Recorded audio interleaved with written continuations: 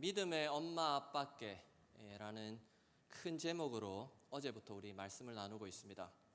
믿음의 엄마 아빠들 어떻게 해야 될 것인가? 어제는 믿음에 대해서 믿음의 전수를 해야 되는데 믿음에 대해서 믿음이 믿는 대로 되게 하시는 하나님에 대해서 우리 생각을 했습니다. 오늘은 믿음의 엄마 아빠께잖아요. 엄마 아빠들이 그러면 어떻게 믿음으로 가르치고 전수할 것인가? 그것에 대해서 좀 생각해 보려고 합니다. 성경에 보면 자녀들의 신앙교육, 믿음을 전수하는 것, 이 신앙교육의 가장 중요한 성경 구절이 구약에는 오늘 우리가 읽었던 신명기 6장 1절에서 9절, 그리고 신약으로 넘어가면 에베소서 6장 1절에서 4절까지 내용입니다. 특별히 이 신명기 6장에 나오는 이 내용을 신앙교육의 마그나 카르타라고 합니다. 대헌장이죠. 가장 중요한 내용을 담고 있다, 그렇게 보고 있습니다. 오늘 이 본문을 가지고 어떻게 우리가 자녀들에게 믿음을 전수할 것인가 한번 생각해 보려고 합니다. 두 가지인데요. 첫 번째는 말씀으로 온 가정이 일치 단결하면 믿음 전수가 가능해집니다. 어떻게 하면요? 말씀으로 일치 단결하면, 다른 말로 하면 하나가 되면 그게 가능해집니다. 우리 이렇게 보면요, 먹는 걸로 일치 단결하는 가정이 있습니다. 오늘 저녁에 시켜 먹으려고 하는데 뭐 먹을까? 치킨 나도 이 먹는 걸로 일치 단결해요. 여러분 가정 어떠세요? 재미있는 것을 함께하는 것으로 일치 단결하는 가정이 있습니다. 오늘 저녁에 뭐 보지? 지난주에 봤던 그 드라마 나도 이렇게 일치 단결하는 가정이 있습니다. 그래도 이건 좀 나아요. 어떤 가정은 남을 헐뜯고 비방하는데 일치 단결해요. 부부가 대화를 합니다. 그 사람이 있어가지고 이런 일이 좀 있었어. 그러면 안 되겠네. 그럼 애가 끼어들어서 아빠 나도 봤어. 이제 이러면서 남을 헐뜯고 비방하는 것으로 일치 단결하는 경우가 있습니다. 여러분의 가정은 어떻습니까?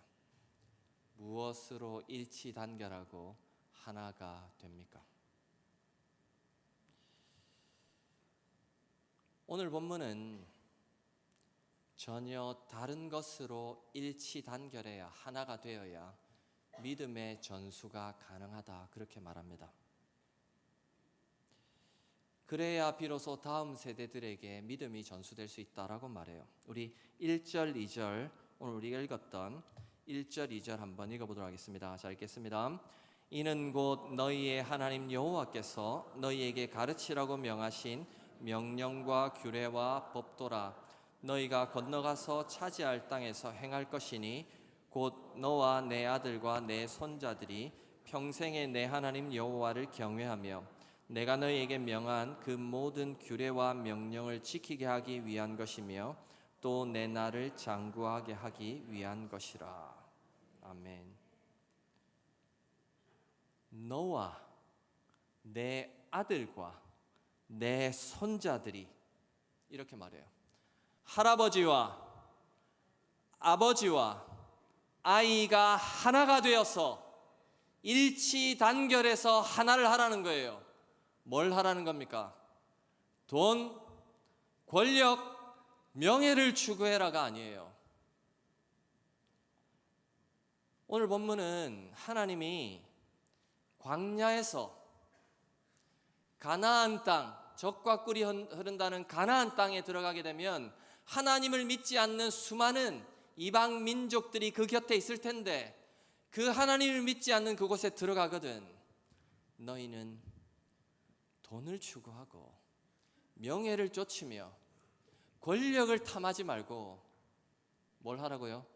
여호와 경외하는 것으로 일치 단결해서 그 방향을 향해서 가라, 그렇게 말하고 있습니다. 너와 내 아들과 내 손자들이, 이렇게 말해요. 여기 다 부모님들 많이 계신데요. 어제 우리 말씀 나눴죠. 하나님은 어떤 분이시라고요? 믿는 대로 되게 하시는 분이다. 하나님은 믿는 대로 되게 하시는 하나님이십니다. 네. 일부 때 아멘을 안 하더라고요. 네. 그렇죠. 그러면 뭐가 문제죠? 믿음의 크기가 어떠하냐에 따라서 달라지겠죠. 이렇게 보면 믿는 부모들이 믿음의 크기를, 사이즈를 생각을 잘 안 하는 것 같아요. 겨우 내 신앙 하나 지키고 좀 더 나아가서 우리 애가 예배에 참석하고 그걸로 만족하는 거예요. 근데 오늘 성경은 뭐라고 말해요? 그런 수준이 아니에요. 평생에 걸쳐서 영원하신 하나님을 끝까지 경외하면서 사는데 할아버지, 아버지, 아들에 이르기까지 최소 어때요? 나와 내 자녀와 그 자녀의 자녀까지 최소한 3대는 바라보고 믿음을 전수하면서 말씀으로 믿음으로 일치 단결하라는 거예요. 근데 그게 필요합니다. 오늘 오후에 제가 이것과 관련되어서 조금 더 구체적으로 말씀드릴 건데요. 제자도라고 하죠. 제자의 원리가 있는데 예수님의 제자가 되는 원리의 가장 중요한 핵심이 뭐냐 이거예요. 복음을 듣고 한 사람이 변화되고 그 다음엔요. 변화된 사람이 복음을 전했을 때 또 다른 사람이 변화되고 그 사람이 나의 도움 없이 누군가를 복음으로 변화시켰을 때 내가 전한 복음과 이 세 번째 1대와 2대와 3대가 복음이 같을 때 제자화 되었다라고 하는 거예요. 그 원리를 지금 말하고 있는 것입니다. 할아버지와 아버지와 아이까지 이르는 3대에 걸쳐서 신앙이 전수되도록 일치되게 하나님을 경외하는 것을 추구하라. 그거예요. 여러분 어떠십니까? 여러분의 가정은 어떠세요? 오늘 본문이 기록될 당시에 3대가 함께 살았습니다. 고대 근동에 지금부터 약 한 3000년 전에 이 3대가 함께 살았어요. 근데 그때 이들이 할아버지를 중심으로 해서 뭘로 일치 단결했습니까? 먹는 걸로 일치 단결했습니까? 재밌는 걸로요? 아닙니다.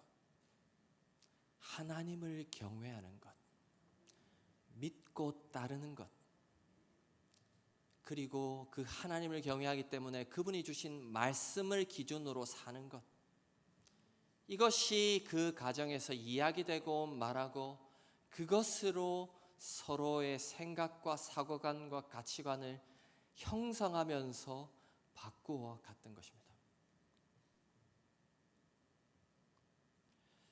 여러분, 이제 좀 스케일을 키워 보십시다.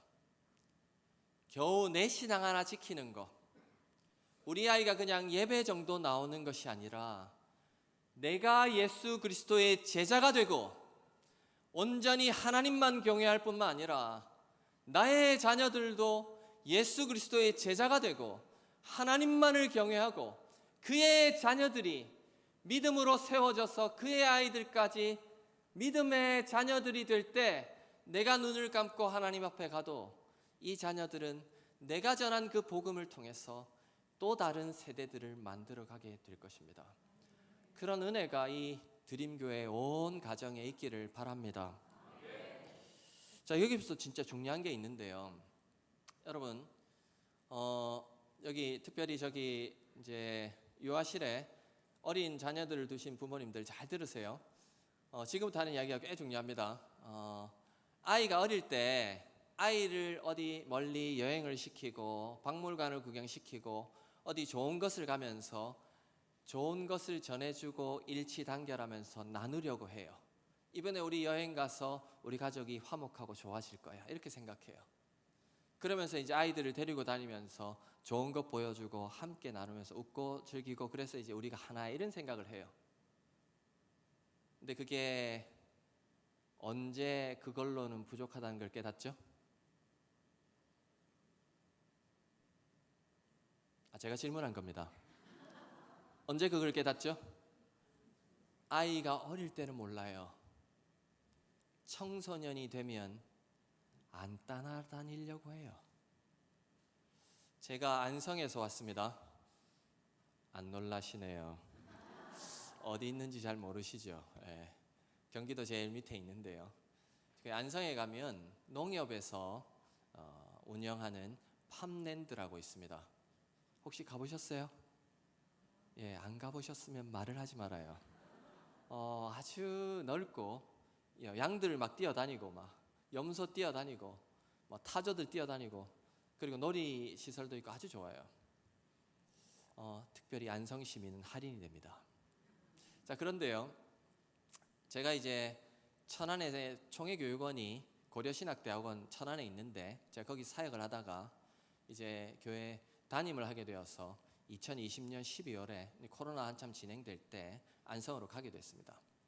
그래서 이제 그때 유명하다고 그래가지고 저희 아이들을 데리고 왔어요. 첫째 대학생, 둘째 고등학생, 막내 초등학생.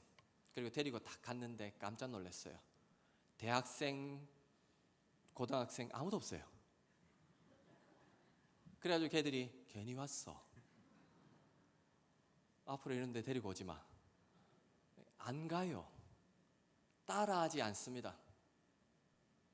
재밌는 걸로 일치 단결하려고 하면 어느 순간인가 그게 안 되는 때가 와요.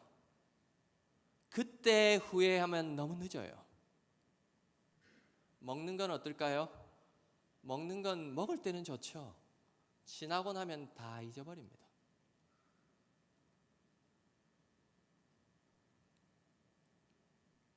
그런데요, 제가 어릴 때 저희 어머니 제가 이제 모태신앙인데 저희 어머니가 제가 어릴 때부터 성경 이야기를 엄청 많이 해줬습니다. 성경들 좀 읽으세요. 저희 어머니가 지금 80이신데 저희 어머니 나이에 한 2배만큼 성경 읽었거든요.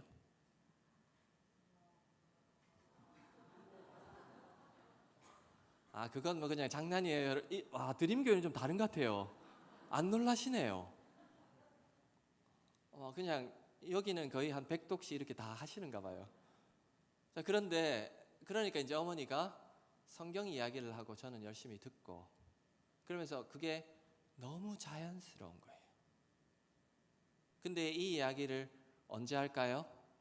지금도 저희 어머니와 전화를 하면 그때는 어머니가 저를 가르쳐 주셨는데 궁금한 건 이제 제가 신학을 공부했고 목회자니까 저희 어머니가 묻고 답하고 교회 이야기하고 도왔던 선교사님 이야기하고 시간이 길어져요. 근데 많은 성도들 보면 부모님이 연로하시면 어디 아픈 데 없습니까? 먹는 데는 괜찮습니까? 그리고 지내는 데는 어때요? 외롭지 않으세요? 그 끝이에요. 그리고 어머니 있었던 이야기 쭉 듣고 끝이에요.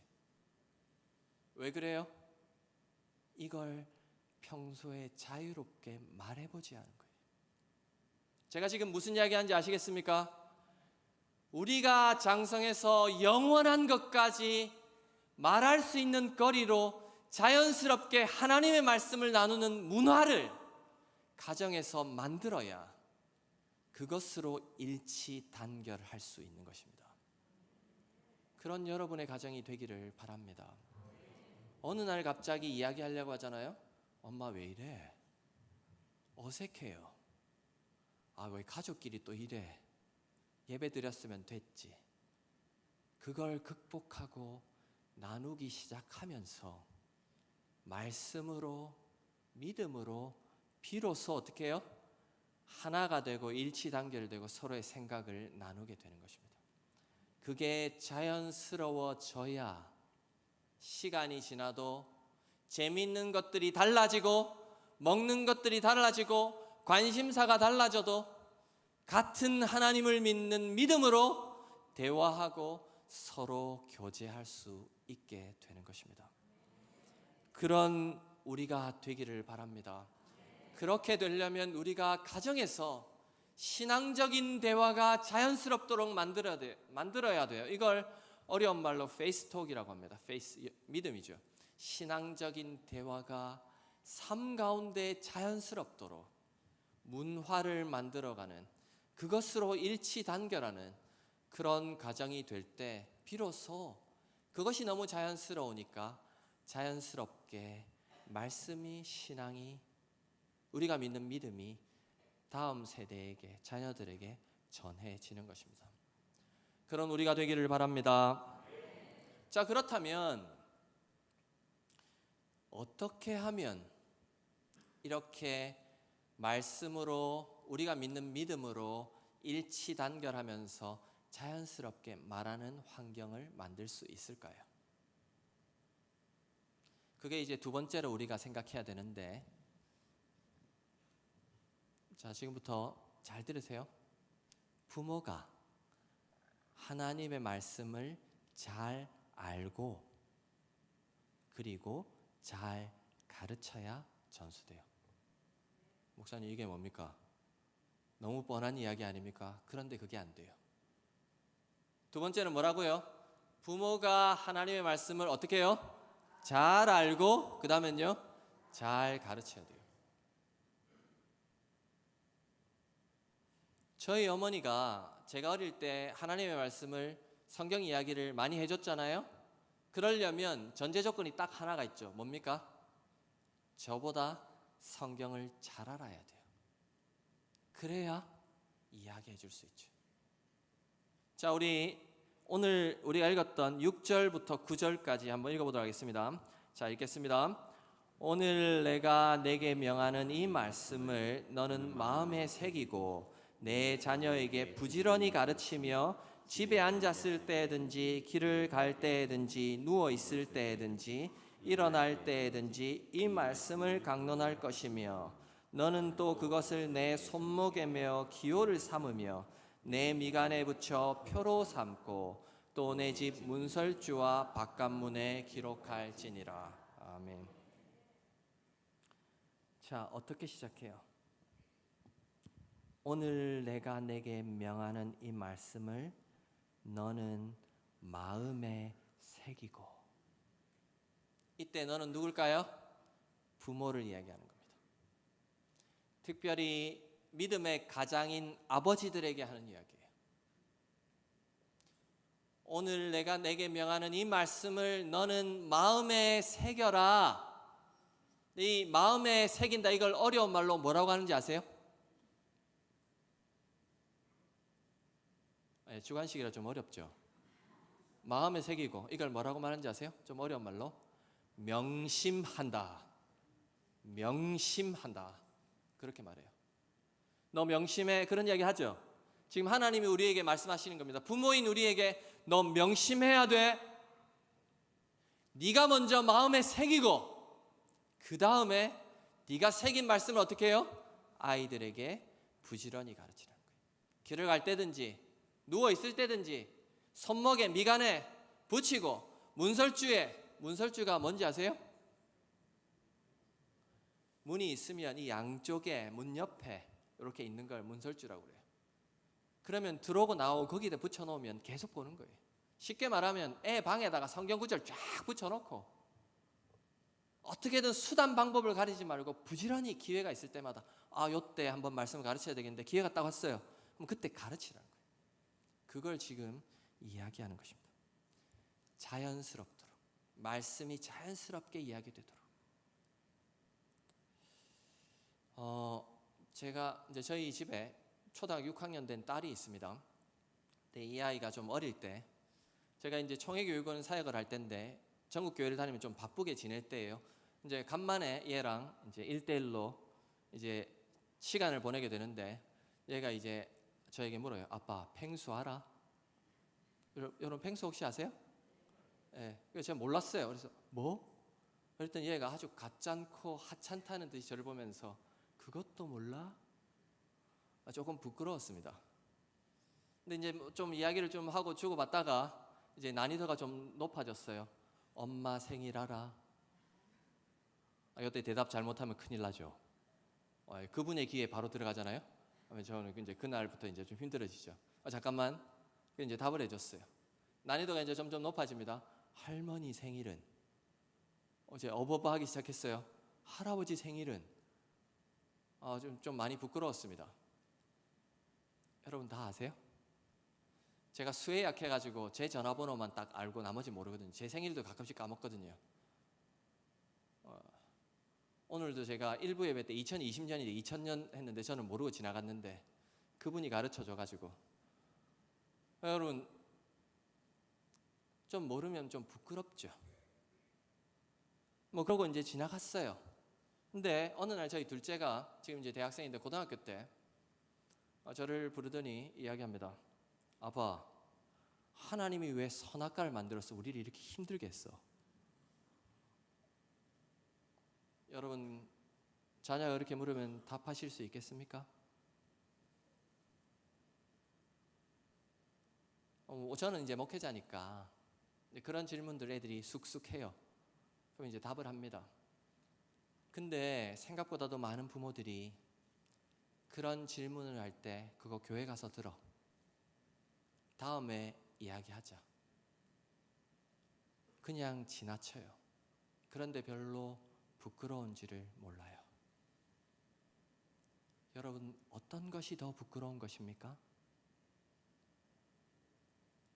내 주변의 신변잡기적인 상황들을 모르는 것은, 아이의 관심을 좀 모르는 것은 조금 부끄럽고 지나갑니다. 그런데 영원하신 하나님의 말씀을 모르고 그냥 쉽게 지나쳐버리면 그 아이가 어떻게 생각할까요? 이것은 별로 중요한 게 아니구나라는 걸 아이에게 깊은 인상을 남기게 됩니다. 그리고 그 아이는 어떻게 될까요? 이런 정도는 그냥 지나쳐도 되는 것이구나라고 생각하게 되죠. 그러면서 어떻게 해요? 하나님의 말씀이 별것 아닌 것처럼 온 삶으로 가르치게 되는 것입니다. 자, 이렇게 본다면 우리 어떤 것이 더 부끄러운 것입니까? 성경 말씀을 잘 모르는 게 더 부끄러운 것 아닐까요? 우리 주변의 상황들은 그냥 지나갑니다. 몰라도 좀 괜찮아요. 그런데 영원하신 하나님의 말씀은 여기서만 있는 게 아니라 영원한 그 나라에까지 가게 될 거예요. 그러면 이것을 모르는 것이 부끄러운 일 아니겠습니까? 여러분 잊지 마세요. 세상의 지식이 부족한 게 부끄러운 것이 아니라 신앙적인 지식이 없는 것이 부끄러운 것입니다. 세상의 배움이 짧은 것이 부끄러운 것이 아니라 하늘나라의 법인 하나님의 말씀을 모르는 것이 하나님의 백성들에게서는 가장 부끄러운 일입니다. 그래서 첫째로 우리는 하나님의 말씀을 명심해야 됩니다. 그래서 여러분, 부모인 여러분, 아이들에게 가르쳐 주기 위해서 배우세요. 여러분 양육 과정에 들어오셔서 배우세요. 저희 교회 성도 보면 이 젊은 엄마 아빠들이 좀 있는데요. 저희 교회도 이 교회와는 다르지만 양육 과정이 있거든요. 3공부라고 있는데 아이에게 가르쳐 주기 위해서 배우는 부모들이 있어요. 그런 여러분이 되기를 바랍니다. 여러분, 이래가지고 안 되겠어요. 제가 멀리 안성에서 왔다니까요. 자, 우리 옆에 있는 분에게 이렇게 인사하겠습니다. 가르치기 위해 배웁시다. 이렇게 인사하겠습니다. 목적이 분명해야 돼요. 나도 그렇게 살고, 그 다음에 어떻게 해요? 우리 아이들도 그렇게 살도록 가르치기 위해 배워야 됩니다. 그리고 말씀을 가까이 해서 묵상도 하고요. 성경도 읽고요. 그래서 어느 순간 말씀이 내 안에 자연스러워지고, 그럼 어떻게 돼요? 이 아이에게도 자연스러워지게 되는 그 상황이 딱 와요. 그때 자연스럽게 말씀을 전달해 주면서 가르칠 때 이 아이가 이 말씀이 어떻게 해요? 자신의 삶과 먼 게 아니라 내 삶과도 연관되어 있고 나와 함께 있구나라는 걸 알게 되는 것입니다. 그런 저와 여러분이 되기를 바랍니다. 그래서 여러분 알고 그 다음에는 어떻게 해요? 그 안 것을 특별히 우리 삶에 어떻게 적용하며 살 것인가를 계속 생각해보고 그것을 살아봐야 돼요. 그리고 아이의 삶에 이 말씀이 어떻게 적용될 것인가를 고민해야 돼요. 그리고 그것을 알았을 때 함께 나누어야 돼요. 그때 비로소 아이에게 내 삶과 먼 게 아니라 나와 같이 있구나라는 걸 알게 되는 것입니다. 제가 총회교육원에 있을 때 천안에 살았습니다. 근데 교회 담임이 되고 이제 2020년 12월에 이제 안성으로 오게 됐어요. 근데 이제 이때가 막내가 저희 막내 6학년짜리 꼬마애가 이제 초등학교 3학년이었습니다. 그래서 12월에 와서 12월에 잠깐 그냥 있었어요. 그때는 몰랐습니다. 그때가 3학년이었어요. 이제 그 다음에 4학년이 딱 됐는데 얘는 천안에 자랐으니까 친구들이 아무도 없죠. 근데 4학년이 딱 됐는데 그 반에 제가 공주놀이를 하는데 아니었어요. 집사람이 또 고쳐줬습니다. 이 여왕벌 놀이라고 혹시 아세요? 들어보셨어요? 제가 복잡한 질문 절대로 안 드려요. 들어보셨어요? 아니에요? 감사합니다. 여왕벌이 하나가 있어요. 좀 주변에 리더십이 있는 애가 이 주변에 있는 이 일벌들을 시켜서 한 명을 딱 지목해가지고 괴롭히는 거예요. 이게 친구가 없으니까 저희 딸이 딱 된 거예요. 그래서 1년을 굉장히 고생을 했습니다. 그래서 이제 막 집에 와서 울고 막 이런 시간들을 보냈어요. 그래서 이제 안 되겠다 싶어 집사람이 찾아가서 선생님께 부탁을 하고 5학년이 될 때 그 아이와 좀 떨어뜨려 달라고 했습니다. 그래서 이제 5학년이 되어서 다른 반으로 갔어요. 잘 지냈습니다. 가서 이제 2학기 때는 반장도 하고 이렇게 잘 지냈어요. 6학년이 딱 됐는데 그 선생님은 모르잖아요. 근데 그 아이와 같이 갇힌 반이 돼버린 거예요. 그리고 괴롭힘이 시작되었습니다. 하루는 애가 와서 집에 와서 펑펑 울면서 어떻게 되냐고 그때처럼 될 것 같다고 막 힘들어했습니다. 이제 힘들어하는 시간을 좀 보내고 이제 있었습니다. 여러분이 부모예요. 할아버지 할머니인데 여러분의 손자 손녀가 아이가 그러고 있어요. 여러분 어떻게 하시겠습니까?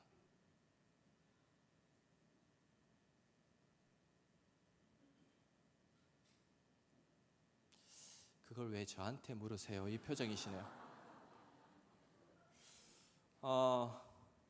제가 그 아이가 좀 울음이 그치고 얼르고 달래가지고 제 방 이제 제가 있는 곳을 불렀습니다. 그리고 이렇게 이야기해줬습니다. 그 아이 이름이 조한인데, 조한아, 너는 더 이상 4학년이 아니야. 너 이제 6학년이야. 너 충분히 이길 수 있어. 극복할 수 있어. 근데 애가 아무 반응이 없어요. 근데 저희 애가 6학년인데 키가 좀 커요. 165cm. 이제 좀 반응이 오네요. 자기 엄마보다 조금 커요. 조금 더 커요. 6학년인데 크죠? 그래서 제가 물었어요. 네가 커, 걔가 커? 내가 커. 너 그때 그 조한이가 아니야. 너 충분히 이겨낼 수 있고 극복할 수 있어. 안 되면 아빠가 도와줄게. 엄마가 도와줄 수 있어. 여기까지는 세상에 있는 부모들이 다 하는 거예요. 그 다음에 제가 진짜 중요한 이야기를 했습니다. 여기 보이시죠? 나의 사랑, 나의 어여쁜 자요. 조한아, 우리가 평소에 말씀을 나눴듯이 하나님에게 너는 어여쁘고 사랑스러운 하나님의 자녀야. 너의 기도를 하나님이 들어주실 거야. 그리고 하나님이 너와 함께 하셔. 네가 잘 깨닫지를 못하는데 너는 보배롭고 존귀한 하나님의 자녀야. 이것도 지나가. 안 되면 엄마가 아빠가 도와줄게. 그렇지만 네가 충분히 할 수 있어. 이렇게 이야기를 하니까 얘가 갑자기 얼굴이 벌개지더니 눈을 글썽이더니 우는 거예요. 그래서 할 수 있겠어? 해볼게. 여러분, 우리가 우리의 자녀들에게 해줄 수 있는 것, 하나님의 말씀이 그들을 어떻게 바라보고 있고 어떻게 해야 되는지를 알게 하고, 그리고 거친 세상을 향해서 나아가서 부딪히도록 이겨가도록 도와주는 것이 부모가 해야 될 일입니다. 그래서 그 아이가 그 다음날 웃으면서 가서 헤헤거리면서 왔어요. 그날 밤에 그 아이 손을 잡고 아빠가 기도해 줄게. 하나님, 조한이가 지금 힘든 상황에 있습니다. 지금도 살아계신 하나님이 이 조한이와 함께 하심을 믿습니다. 학교 생활이 좀 어려운데 어려움을 주는 그 친구의 마음을 돌려놓게 하시고 상황을 붙들어 주십시오. 물론 엄마가 가고 조정하는 시간들이 좀 있었고 있지만 지금 그 문제에서 이제 자유로워졌어요. 성도 여러분, 우리가 할 수 있는 일이 무엇입니까? 아이들에게 그냥 지식을 가르치는 게 아니라 우리 삶 가운데 실제 하시는 살아계신 하나님이 우리 삶을 어떻게 바꾸어 가시는지를 내가 먼저 경험하고 경험했으면 그 아이에게 말해주는 것입니다. 제가 1부 때는 말씀을 안 드렸는데 목사님이 조금 더 길게 해도 괜찮다고 해가지고요. 제가 이야기하는, 제가 왜 그걸 할까요? 제가 중학교 2학년, 3학년 때 자살하고 싶은 충동이 있을 정도로 고통스러운 이지매를, 아이들로부터 괴로움 당하는 순간들이 있었습니다.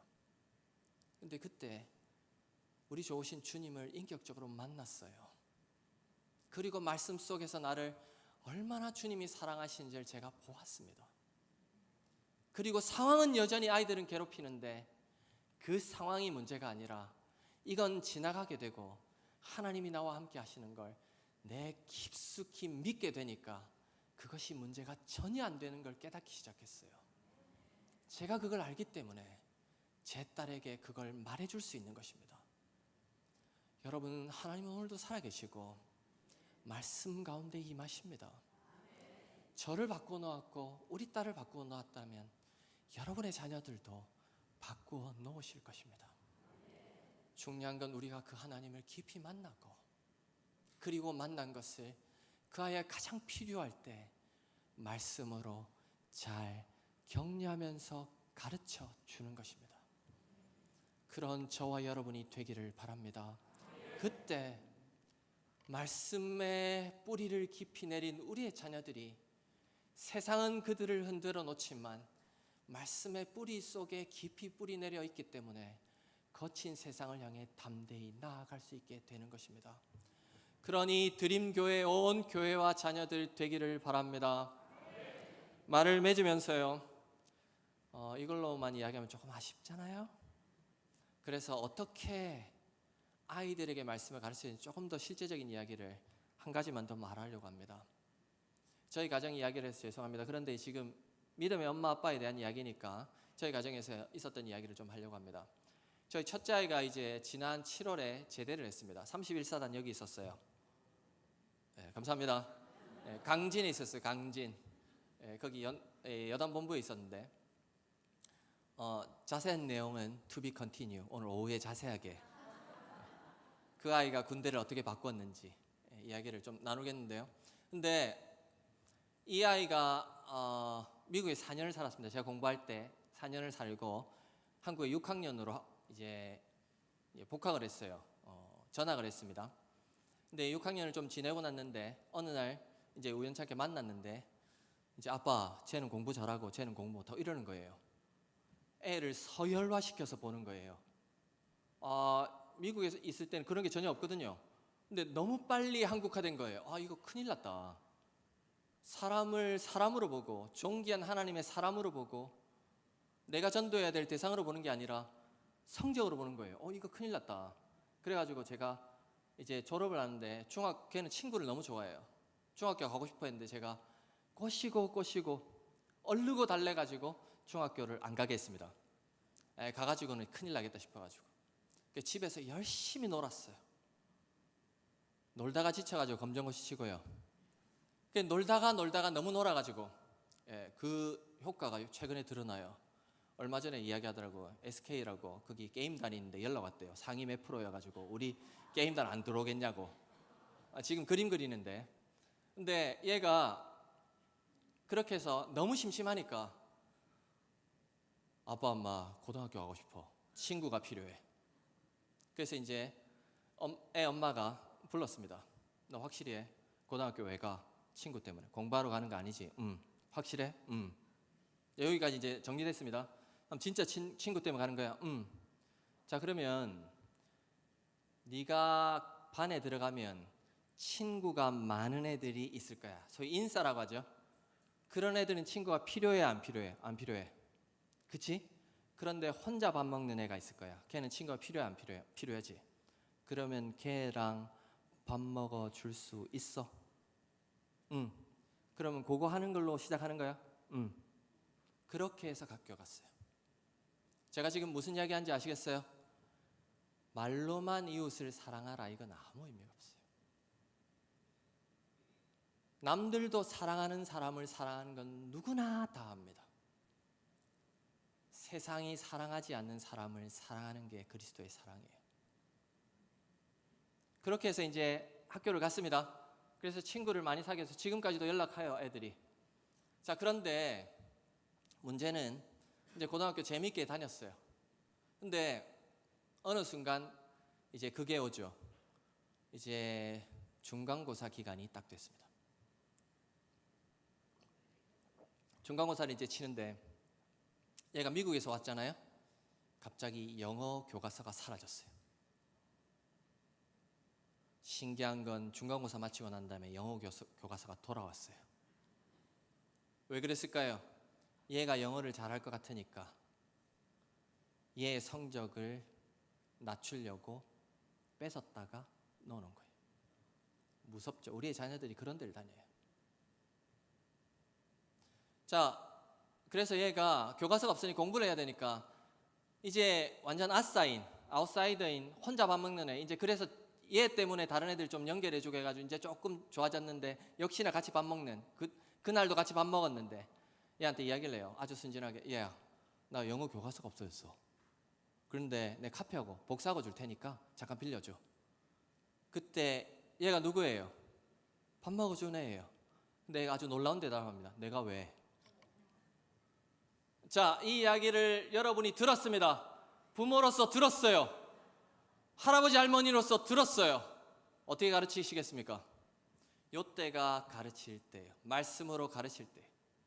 야, 만나지 마. 배안 막는 놈이네. 그때 우리의 믿음이 드러나는 거예요. 저도 여기까지 확 올라왔어요. 이 목사인데도 막 올라왔는데 저희 집사람이 옆에서 듣고 있더니 아주 놀라운 이야기를 합니다. 어깨를 툭툭 치고 많이 힘들었겠네. 저희 첫째 이름이 온유인데 교회 보면 온유란 이름이 너무 많아요. 근데 하여튼 온유인데, 온유야, 엄마 봐. 우리는 그리스도인이야. 세상 사람들은 다르게 반응하겠지만 우리는 그리스도의 사랑으로 그들을 사랑해야 되는 사람이야. 알고 있지? 어떻게 해야 돼?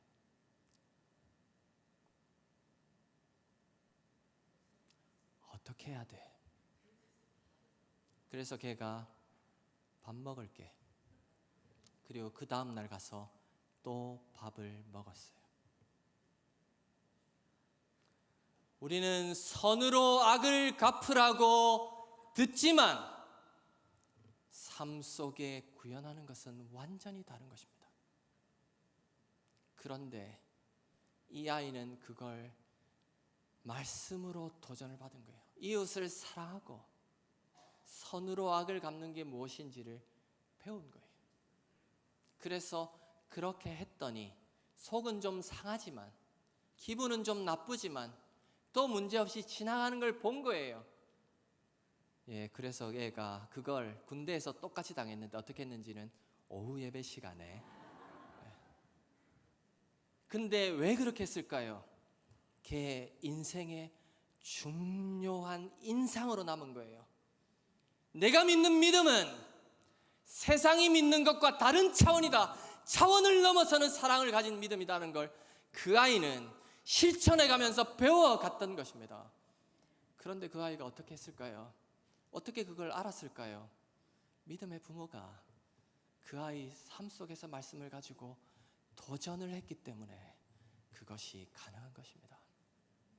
내가 그렇게 살고 나의 자녀들에게 그렇게 도전할 때 우리의 자녀들도 믿음으로 온전히 새로워질 것입니다.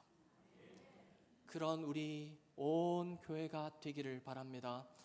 여러분 잊지 마세요. 우리의 믿음은 히브리서 10장에 말하는 것처럼 뒤로 물러가 퇴보하는 것이 아니라 세상이 감당지 못하는 그런 믿음을 가졌습니다.